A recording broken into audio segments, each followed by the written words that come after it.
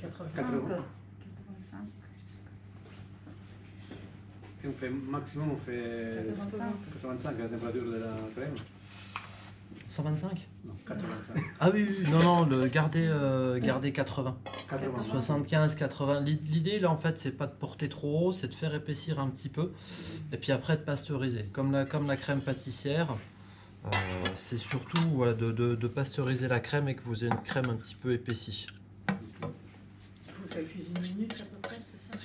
Oui, là c'est une petite quantité, 1 minute ce sera suffisant. On aurait eu 500 g de crème anglaise. À ce moment-là, on aurait fait plutôt 1 minute 30, mais là, 1 minute, ce sera suffisant.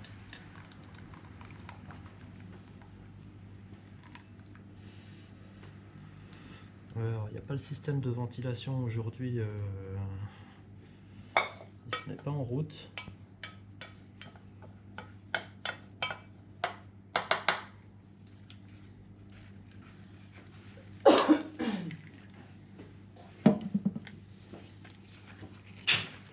Bah déjà l'année dernière, on l'avait pas. Ouais.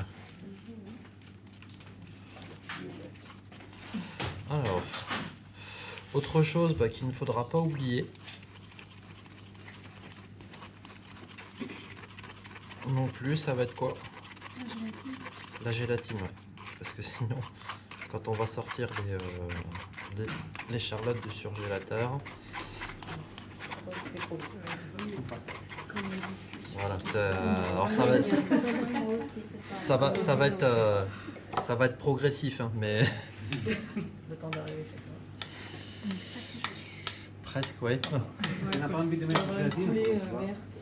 Alors, à la place de la gélatine, de la gare. Ouais,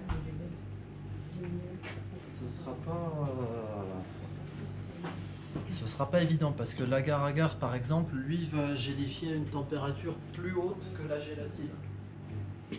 Donc ce qui va être embêtant avec l'agar-agar,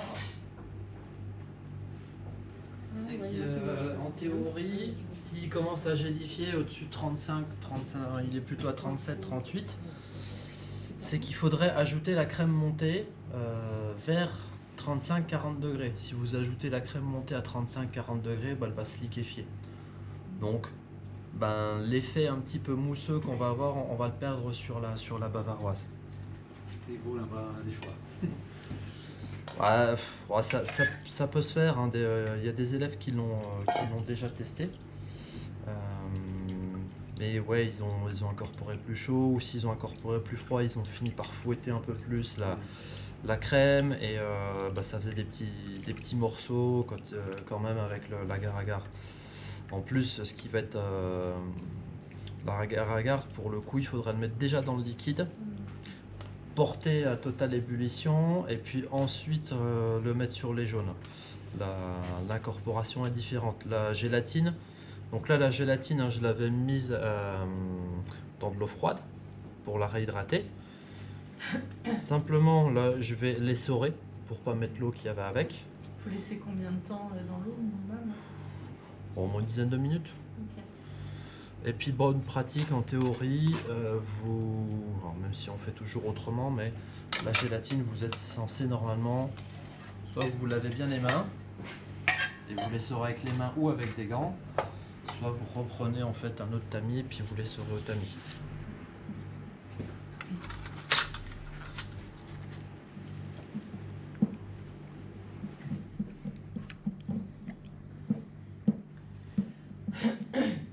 Voilà, je mélange bien la gélatine. En gros, la gélatine, elle va fondre entre 40 et 60 degrés.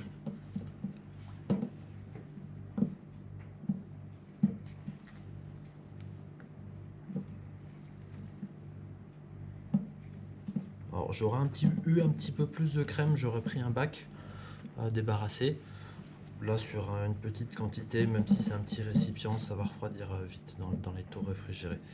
L'idée sera d'avoir une crème anglaise qui soit à environ entre 20 et 25 degrés pour ajouter la crème montée. Jamais plus de 30 degrés parce que sinon on va perdre le volume apporté par la crème montée.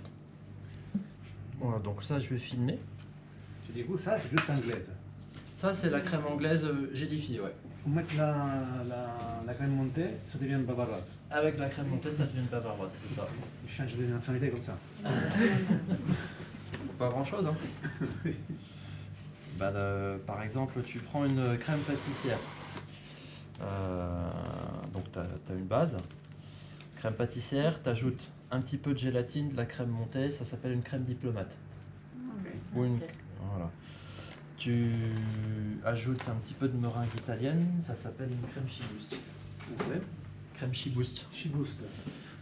Avec quoi et quoi? Avec de la meringue italienne. D'accord. Tu ajoutes du beurre, ça s'appelle une crème mousseline.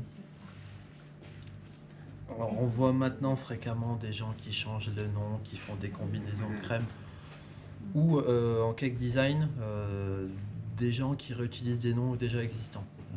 Par exemple, il y en a qui font des génoises en me disant ah, moi j'ai une recette de génoise trop top. Je monte mes blancs avec du sucre, je mélange les jaunes avec du sucre, j'ajoute à ma meringue et après j'ajoute la farine en dernier. Oui, bah ça s'appelle pas une génoise, ça s'appelle comment?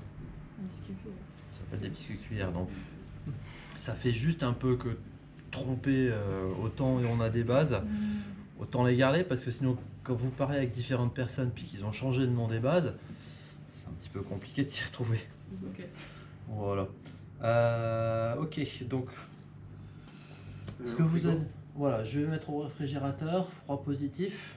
Donc vous faites la même chose, il faut se raconter à peu près un quart d'heure, hein, vu la quantité, pour que ce soit refroidi à peu près 20-25. N'oubliez surtout pas la gélatine. Si vous l'avez oublié, c'est pas très grave, on pourra faire autrement, on passera la gélatine au micro-ondes, on va la liquéfier puis on la mélangera après, c'est possible. On va voir ce qu'on va faire aussi parce qu'il est déjà 4h moins le quart. Donc on va déjà au moins monter les charlottes. Si c'est un petit peu juste, c'est pas très grave. Sur le dernier cours, on a une séance où on fera glaçage du royal. Vous pourrez voilà, glacer les charlottes si c'est un petit peu juste en temps. Donc là, réalisez déjà vos crèmes anglaises gélifiées et puis après on fera les montages.